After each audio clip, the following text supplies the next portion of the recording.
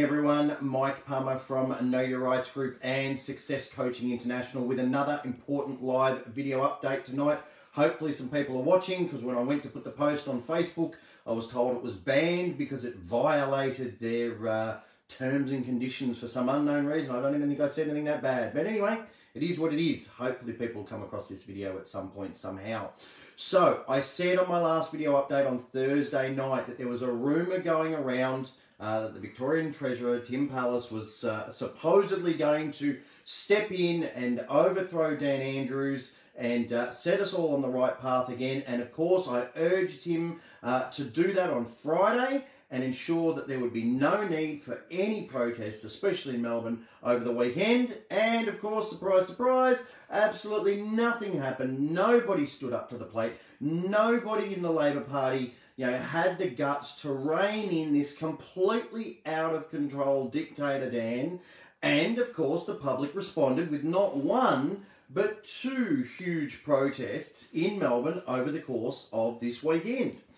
Now, as I've said before, we're all human. We all make mistakes. I've made more than most people. Okay, but the current government is making so many mistakes at such a rapid rate. You've got to question how long they can continue this absolute blatant cruelty. How long can this go on? Now, firstly, in Melbourne, we've got this absolute curfew insanity. Okay, where a QC, the top of the legal profession basically, has now come out and stated categorically that they are unlawful and anyone can completely ignore them. Now, this, of course, is also on the back of the truth about the quarantine debacle finally coming out. When I read this, I was absolutely gobsmacked. So, here's the article.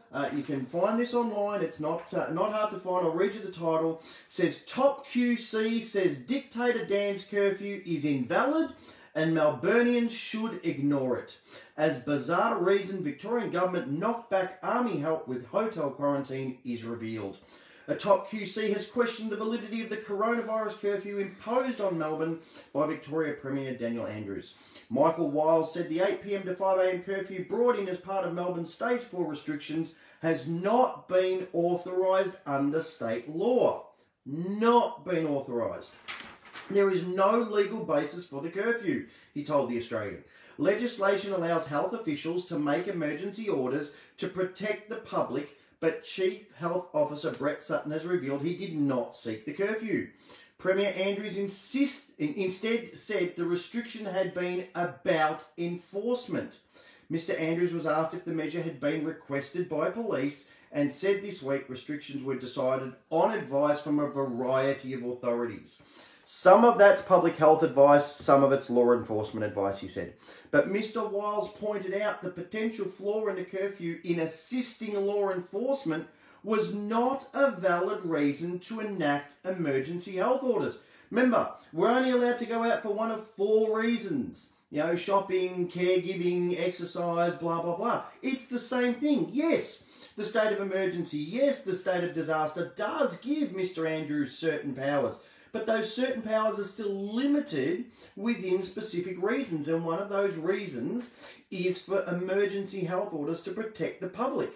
He says here, it's invalid and everyone can ignore it because the direction is not, according to what Mr. Sutton said yesterday, for the purpose of eliminating or reducing the risk of COVID. Dan Andrews can't just say, oh, but it's easier to enforce if we have this, I'm just going to bring it in. No! It has to be within the parameters of eliminating or reducing the risk of COVID. Therefore, they are unlawful curfews. Okay, so if you've got any curfew fines at all, please challenge them straight away. But this article gets even worse. It says, the revelation comes as the bizarre reason why the Victorian government turned down help from the Australian Defence Force with hotel quarantine was revealed. An inquiry into Melbourne's botched quarantine program heard ADF troops were not used, are you ready for this? As it would have been daunting for arriving passengers. A Department of Health and Human Services Director, Pam Williams, said she didn't know why the ADF hasn't been used for security. Ms. Williams said many returned travellers had experienced difficult journeys to get back into Australia. and ADF presence upon their arrival at the hotels may have been a daunting experience, particularly for people from war-torn countries, she said. May have been. Didn't even say it was. It may have been a daunting experience. You want to know what's daunting? Going out and seeing all these muzzled muppets walking around thinking that this pathetic piece of paper is somehow going to protect them and the rest of the country. That's daunting. You know what's daunting? Most of the people trying to figure out how they're going to pay the rent or the mortgage next month. That's daunting. You know what else is daunting? Okay, small business owners wondering if they're ever going to be able to open their doors again and return to any semblance of normal and to be able to care for their employees. That's daunting. Having a couple of ADF personnel standing out the front of your hotel because you've got a mandatory quarantine for 14 whole days, which you knew about before you hopped on the plane, that's not daunting. That's ridiculous. That is the most pathetic excuse I think I've ever heard in my life. Okay, and we the people need to hammer these people on this insanity. Get that article, read that article, write to Daniel Andrews' office, write to Pam Williams' office and ask these questions. How on earth have you placed us all into lockdown? How on earth have you created all these deaths because of that quarantine debacle? How have you, how do you sleep with yourself knowing all the suicides you've caused because you were worried that it might be a little bit daunting for some people returning to the country to be faced with ADF personnel? Come on. That is ridiculous. Absolutely ridiculous. All right. Now, it's not just Victoria that's gone mad, though. Okay, Queensland's rapidly following suit. Now, the Premier there, Anastasia Palaszczuk, whatever her name is, tried to force a father dying of terminal cancer to choose which one of his 4 children could come and see him before he died. I mean, that was just a heartbreaking story when I said, when I saw that. It's just like, what the hell is this woman doing? Okay, but then it gets even worse because then she allows her Chief Health Officer in Queensland, Dr. Jeanette Young, to make financial decisions for the state and give exemptions to actors simply because they're bringing money into the state. Okay, if you didn't hear that story, this is where the Chief Health Medical Officer allowed Tom Hanks to come into Queensland just because he brings him in. This is her actual statement. Okay, again, Chief Health Officer Jeanette Young. I have given exemptions for people in entertainment and film because that is bringing a lot of money to the state. What the hell? You're the Chief Health Officer, not the Chief Financial Officer. How about you stick to your profession? Okay, stick to the health stuff. Where on earth do you get off making exemptions for financial reasons and financial grounds? Has everyone lost their minds in government completely? What are people doing and what are we the people doing sitting back, not arcing up and firing up about this, not holding these idiots to account? This is our job, to hold these people to account, to call them out on this stuff. Okay, now back to Melbourne for a moment. There was a protest on Saturday at the a freedom walk. Now I saw personally at least one gentleman getting arrested after giving his name and address, mind you, simply because he wasn't carrying identification on him, and the police wanted to arrest him for the purposes of confirming his identification. Now again, I remind you, there's absolutely no law that gives police the authority to arrest someone purely for the purposes of confirming their identity. If you have complied with Section 456AA of the Crimes Act, which is to state your name and address when asked, that's all you need to do. They have no right to arrest you.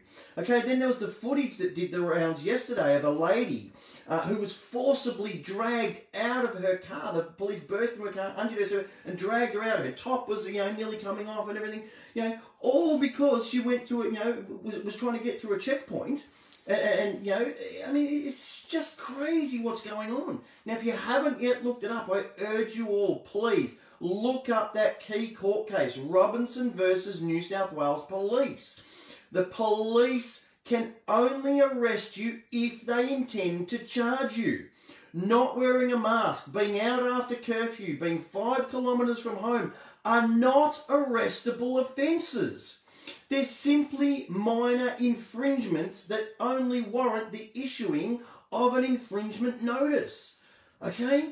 They can't do this. They are acting outside of the law when they do this.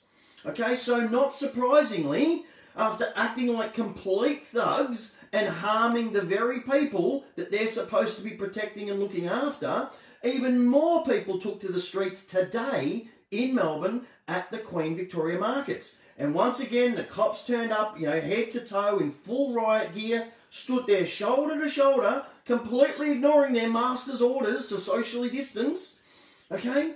I mean, it was crazy that they intimidated people, they circled people for merely peacefully protesting, which they still have the lawful right to do.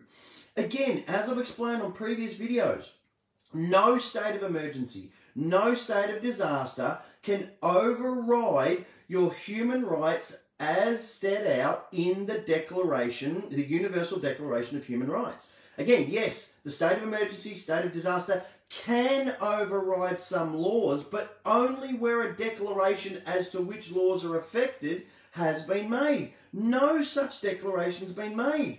And even if it was, it still can't override your human rights.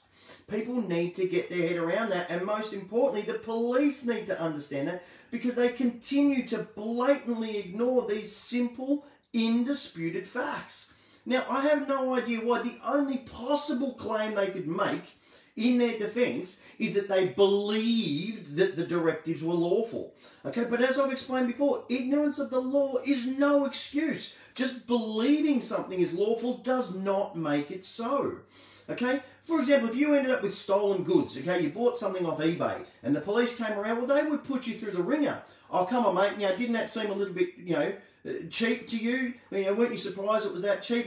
What inquiries did you make, to make sure this wasn't stolen? They put you through the ringer. But the same thing applies to them. Okay, what checks are the police conducting themselves in their duties, in compliance with their code of conduct, to ensure that the directives that they are enforcing are in fact lawful? What checks are they doing? Okay? The law has to be, I explained this in the last video, applied equally to everyone, including the police, but even more so to the police because they're the ones enforcing the law. Okay, so they have to know the law. Okay? They, of all people, have to know and have to check and confirm it for themselves. And what they're doing is they're acting unlawfully based on unlawful directives.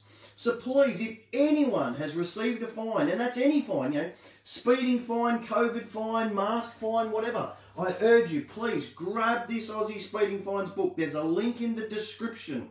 Okay? Go straight to chapter 3.